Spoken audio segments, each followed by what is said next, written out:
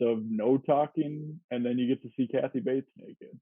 I can't think of a worse formula. Do you ever get tired of proving Carp, Dave, Kyle, and Penton wrong in a razzle sense? You would think so, given the amount of times that I have pulled that off. Mhm. But I can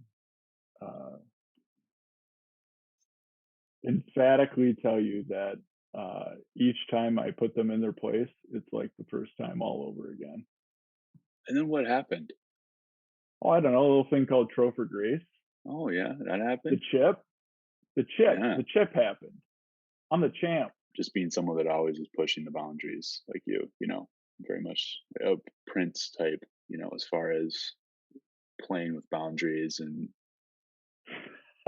Nice little Prince move there.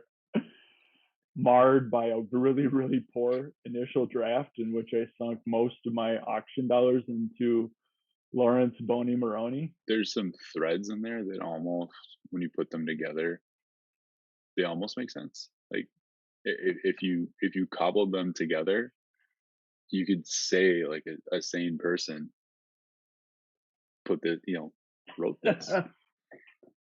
Um, you know, because on its face, if you're like, well, what did you value DWAD at? Well, I value DWAD at 1 first-round pick, which seems very low. But okay, well then what did you value Derrick Henry at? A 2nd-round pick in Debo Hamilton or Debo Samuel. Debo Hamilton would be considerably worse, but I'll give you credit for going for Debo Samuel instead of his cousin. Um, yeah, you know, I mean, okay, I you defended yourself. Like I said, there's some threads there. Ultimately,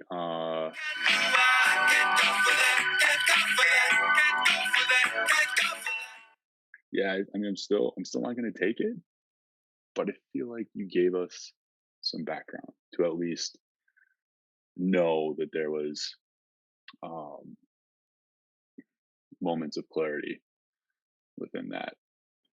I'd love to play the clip right now of when I announced that video or announced that trade to the draft because I know you have it. I'll play it here. Everybody can see it. Derrick Henry. Oh my god. Oh my god. I had a bird. Moron. I mean, that fucking crazy, you dumb fuck. Are you fucking kidding me? Derrick Henry? The guy that blew up. Tractorcito. You're bitter because you traded that. No, he's great. I think he's awesome. I love watching him play. Hey, you're the best in who right here. What would I I'm bitter. How would that work? I would have Classic, Finny. Classic. But yeah, it went over well.